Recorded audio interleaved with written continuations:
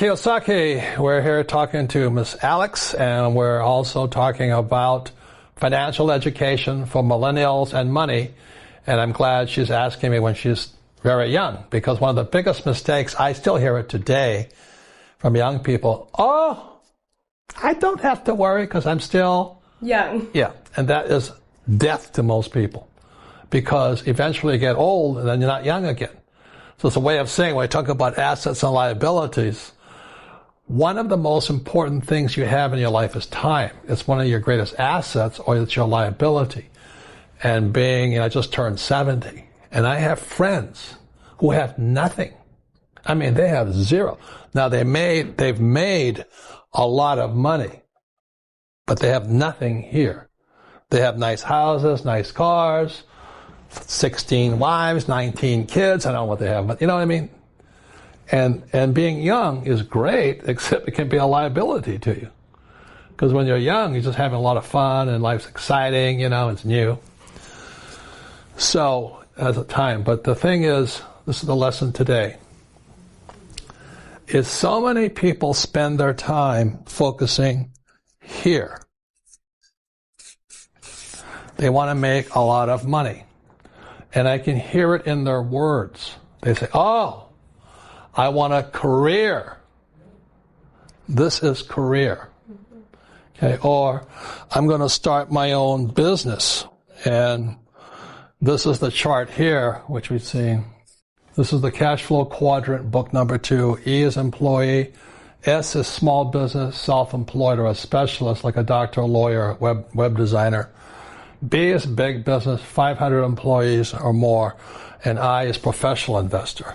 So when I was your age, I knew I wanted to get here. This takes time. This is the hardest, This is where the big mega bucks are. And Kim and I are here. And the money is massive. But it takes time to get there. The big mistake I see young people make is they focus here. And the words are, I want to do what I love. That's the track. You see, in real life, sometimes you have to do what you hate. Like, people think I like to write books. I hate writing books. But it fills my purpose in life. It's not my passion, my purpose in life. Because my purpose was to get here. A lot of these guys get trapped here doing what they love. And as we've talked about on earlier episodes of this thing, these guys pay the highest taxes. 40% here, 60% in taxes here, 20% here, and then 0% here. So when I was before my 20s, I knew I wanted to go there, and I wasn't doing what I loved. I had to learn what I didn't want to learn. I had sometimes to do what I hated. I had to learn about taxes. I had to learn about debt. I had to take classes. I had to learn about insurance. So I was doing a lot of things I hated doing so I could come over here. These guys never do this because they live that passion. I want my passion. The difference in passion is greedy. Purpose is for other people. So my purpose was to come over here so I could serve more people. Okay. So I have employees here and all this. I don't buy stocks, bonds, mutual funds, because as a professional investor, I can create my own assets. Okay. Any comments, anything so far? Yeah, if you ask anyone, they all say they want to do what they love. And they're talking about here. Exactly. And this is where you get taxed. Yeah. Like, coming here, I was doing fine over here because I didn't have much money. Because the government takes all your money anyway, right? Yeah. 40% in taxes. Because nobody's going to sue you. But you come over here, they sue you. Okay? So I had to learn about lawsuits. I hated it, but I learned it. So the big mistake for young people is I'm going to do what I love, which is fine over here. But what do you love the most? Well, I loved my freedom. And I know it sounds greedy, but I love making money. I'd rather have a lot of money than no money. I've been both. I've been broke, I've been in down, everything, but I'd rather have a lot of money. So it was worth my purpose to get over here. The big mistakes I see young people making is here. They think about what they want to do, what they love. And what I'm saying to you, the millennials right now, invest in what you love. There's a very big difference. In other words, think about this side first. Most young people, or should I say, short-sighted people, they think this is it or this is it. But this is the one here. So when I was your age, I knew that the assets I wanted to acquire, the richest people own businesses. Over here, these guys are small business, self-employed. You're self-employed if you can't stop working. I stopped working years ago because I have businesses. Very big difference. It was painful, but I got there. So number one is a business. So when I was in my 20s, I knew I was going to do whatever it would take to school, study, learn about taxes, debt, insurance, accounting, lawsuits, and all this through business. Next is real estate. I love real estate. But most people can't do what I do because they don't have a business. It's catch-22. They don't have enough money to get over here. Your mom just made that switch because she used other people's money. Okay? Yeah. So the reason I make more money is because it's not what I'm doing what I love. I do sometimes what I hate so I can have the assets that I love. I love having a business. You know, if I didn't have a business, you wouldn't be here. Darren wouldn't be here. I wouldn't have a CEO and president. I wouldn't have accountants. I wouldn't have attorneys. So the business affords me the lifestyle I want. And then I invest in real estate. I've never gone past a piece of land or a building I did not love. And then what most people invest in from there is paper. And that's fine. That's stocks, bonds, mutual funds, savings, ETFs. Not my game. I don't love it. I actually hate it. But these guys, it's perfect for them to have paper, stocks, bonds, mutual funds, ETF, and all that, because they're focused over here. They want to do what they love. They want to climb the ladder. They want their career. They want this. I'm going to become president. You know, that's not what I wanted. Oh, I want to be a football star. But this is for the middle class here. That's fine. You can get rich here too. I just don't like it. It's not exciting to me.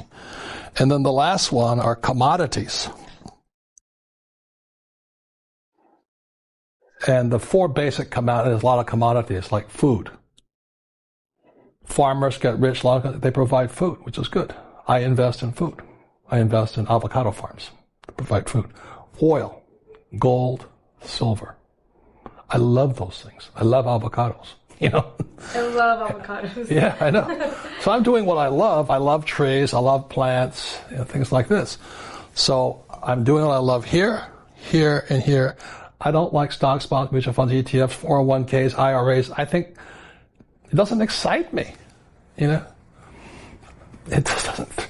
This excites me. So I invest in what I love rather than do what I love. And these guys do what they love, but most of them never get over here. You know, this is like Steve Jobs, Zuckerberg, Bezos of Amazon, and they have all the money in the world. That was my plan. Any comments, any questions on that? So as you mentioned, a lot of people are talking about how they want to do what they love, right? And I think you have a very valid point on investing in what you love. Because a lot of people, just to say that they're entrepreneurs or they're investing in the whole Bitcoin outrage and the cryptocurrencies. And I felt like I wasn't actually pursuing what I loved, or I was falling off the wagon because I wasn't really interested in Bitcoin. But I realized that that's just not my thing. I'm not investing in what I love if I'm doing that in Bitcoin. What I want to do is invest in real estate. So I love looking at properties. I love looking at houses, fixer-uppers, and looking at the numbers. That's my passion. Maybe I got it from my mom, who knows, but Bitcoin isn't my thing. So I have no reason to feel like I'm not doing what I love just because I'm not investing in Bitcoin. And that's kind of the attitude. In my world, because I see people, they chase shiny objects. And what a shiny object means is, you know, when you're fishing, you throw a lure out, and this little shiny object goes, and the fish comes and they jump in. That's what most people do. Bitcoin today is a shiny object. I'm not saying you can't make a lot of money in it, but most people are chasing shiny objects. They want to make money. They're not building an asset here. The reason they don't do it here, this is the highest risk. Now, this is what I know. The higher the risk, the more education it takes. For example, if I wanted to learn, and I flew, If I wanted to just fly my little Cessna 172 around the place, not much risk in that. But when I had to go to Vietnam to fly, the risk went up. I had to study harder, become better, work harder at it. The reason most people stay in paper, 401ks, IRAs, and chasing shiny objects like Bitcoin is because they don't want to take the risk here. They're huge. You've got to study. That's why we have Rich Dad's Education, Rich Dad's Coaching. All of you guys are allowed to take courses and all this. If you come here, it takes no intelligence to be here. It takes no intelligence to buy Bitcoin. I mean, I have four Bitcoin, no, 5 Bitcoin. It didn't take, I don't have to do anything. Over here, I have to know a lot. Over here, I have to know a lot. I have to study. So if you want to chase shiny objects like the stock market and all that, you can get rich there. It's really easy to get in here. It's really hard here. Any comments, any questions? Does it make sense? They're chasing shiny objects. So I do agree with you when you talk about Bitcoin being a shiny object that everybody's chasing, right? And one of my favorite stories that you've told is about your mentor, Frank, when he sent you to Peru so you could learn a valuable lesson about maybe something that wasn't such a shiny object and turned into be, because shiny objects change every day. So I wanted to learn about, they have ICOs, initial coin offerings. I wanted to learn about IPOs, initial public offering. And it's how you take a business and turn it into paper. You turn it into stock. So I went to see my friend Frank, who was hardcore here. I don't know how many companies he started and taken public. And I said, Frank, and he didn't know me from Adam. I said, I want to learn to do an IPO. And he goes, yeah, you and everybody else. He says, most guys don't have it. They don't have the guts. They don't have the determination. And they're wimps. I said, I want to learn. He says, how bad? This is up here in Scottsdale, Arizona. I said, badly. He says, okay, this is Wednesday. Be in Lima, Peru on Saturday. I went, on Saturday? And we were shooting our video for the cash flow game, He says, how bad do you want it? I said, badly. He says, you meet my president in Lima. Frank never traveled. You meet my president in Lima, and I'll find out how bad you want it.